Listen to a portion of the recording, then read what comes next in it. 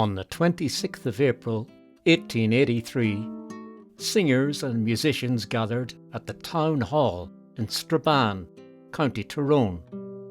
They were there to stage a concert in aid of those stricken by hunger in Inishowen, County Donegal. It was a creditable programme of music, the Derry Journal recorded, one in which Mr. James Doherty treated the audience to a new song, "I'll Take You Home Again, Kathleen." This appears to have been the first public performance in Ireland of what was destined to become an evergreen ballad. But who wrote it? And how did it become popular?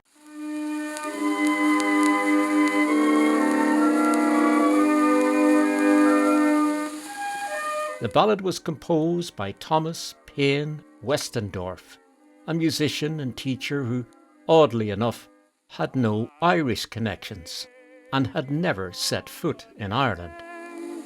Born of a German father and an American mother on the 23rd of February 1848 in Bowling Green, Caroline County, Virginia, Westendorf developed a love for music as a child, and when the American Civil War ended, the Westendorfs moved to Chicago, where Thomas applied himself to the study of piano and violin.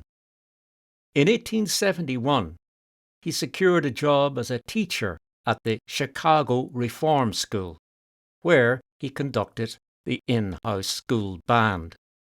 And in 1872, following the partial destruction of the school in the Great Chicago Fire, he moved to Plainfield, Indiana, where he found similar employment at the House of Refuge for Juvenile Offenders. Thomas fell in love with Jane, or Jenny Morrow, a native of Ogdensburg, New York, who was then teaching school in Danville, about 10 miles from Plainfield in Indiana. The couple married in Plainfield on the 21st of May 1873, the news of their marriage been very much welcomed by the musician George W. Pursley, real name George W. Brown.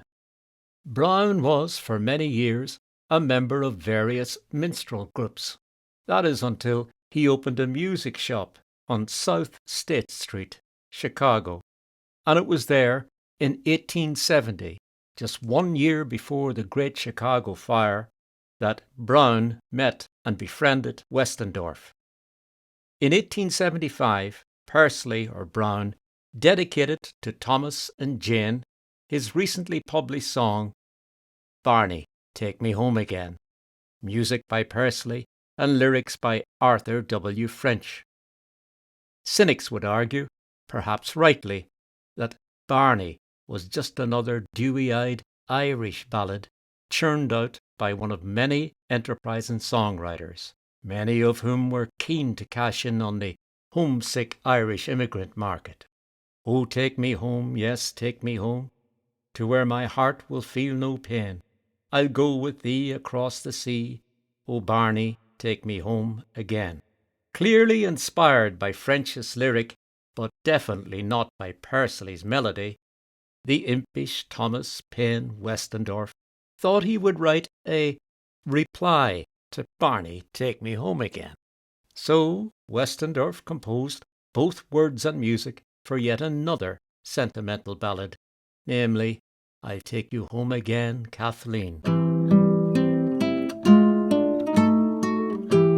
First performed in 1875 on an organ at Family 4 Cottage, part of the Indiana Reform School, it soon became a favourite with local singers, and was published in 1876 by John Church of Cincinnati, Ohio. Within months, it was being embraced and loved by countless thousands of Irish Americans. It even became more popular than Henry Clay Work's "My Grandfather's Clock," which was also published in 1876. Speaking in a rare interview to the press in 1893, Westendorf told a reporter attached to the New York World that I'll Take You Home Again, Kathleen was in fact his first attempt at songwriting, that he was wonderfully tickled when John Church gave him 80 complimentary copies of the sheet music just at the time of publication, and that Church was continuing to be very liberal in passing on his royalty checks. "I write this," said Westendorf, "because there is a disposition to make it appear that authors suffer at the hands of the publishers. Some may, but I do not, and I wish it so recorded." Westendorf tried to emulate the song's success by writing even more Irish ditties with titles such as "Goodbye, Mavourneen," "Must We Part Today, Kathleen," "My Kathleen's Gone Over the Sea," and "My Kathleen's Coming Back Again." But none equalled the success of his first song, which came to be loved by the inventor Thomas Edison and by the founder of the Ford Motor Company, Henry Ford. The melody was actually played at Thomas Edison's funeral, and Henry Ford managed to acquire an autographed copy of the sheet music for his motor museum. Thomas Payne Westendorf died in Chicago on the 9th of April, 1923, and was buried in the city's Mount Greenwood Cemetery. The inscription on his tombstone reading, "He wrote that others might sing." I'll take you home again, Kathleen. His reluctance to talk to reporters about the inspiration and meaning of his first composition resulted in some writers and columnists engaging in speculation and guesswork. For example, in early January 1927, the music journalist James J. Geller stated in the Buffalo Evening News that Westendorf composed "I'll Take You Home Again, Kathleen" while he and his wife were living in Louisville, Kentucky, and that it was written shortly after the couple had learned of the sudden death of their son. Jane was so heartbroken, Geller asserted, she indicated a desire to join her mother in New York, but dreaded the long winter journey, and her husband tenderly promised to accompany her there in the spring. Westendorf sometimes referred to Jane as Kathleen, Geller added, and the song was written within the space of 1 hour. Much of this rather fanciful story was repeated by Josephine Patricia Smith on the 14th of April 1945 in the New York newspaper The Advocate. Speculation aside, "I'll Take You Home Again, Kathleen" was so much loved by people throughout the world that Banford & Co., a printing company based in Holmfirth in West Yorkshire, featured depictions of scenes from the song in a series of postcards. "I'll Take You Home Again, Kathleen" has been recorded by a host of artists, including Bing Crosby, Joseph Locke, Slim Whitman, Johnny Cash, Elvis Presley, and Donegal's own Daniel O'Donnell. It also featured in the 1950 John Ford movie, Rio Grande.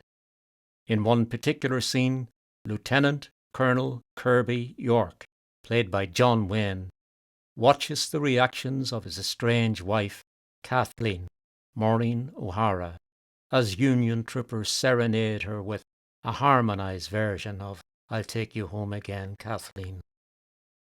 "This music is not of my choosing," says the lieutenant. "I'm sorry, Kirby," Kathleen replies. "I wish it had been." And so ends the story of Thomas Payne Westendorf's "I'll Take You Home Again, Kathleen."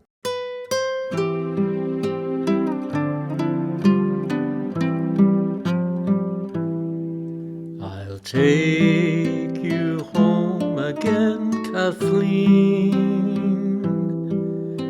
across the ocean wild and wide, to where your heart has ever been, Since you were first my bonny bride, the roses all have left your cheek.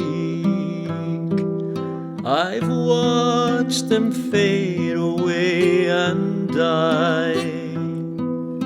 Your voice is sad whene'er you speak, and tears bedim your loving eyes. Oh, I will take you back, Kathleen, to where your heart will feel no pain. And when the fields are fresh and green, I'll take you to your home again. I know you love me, Kathleen dear. Your heart was ever fond and true.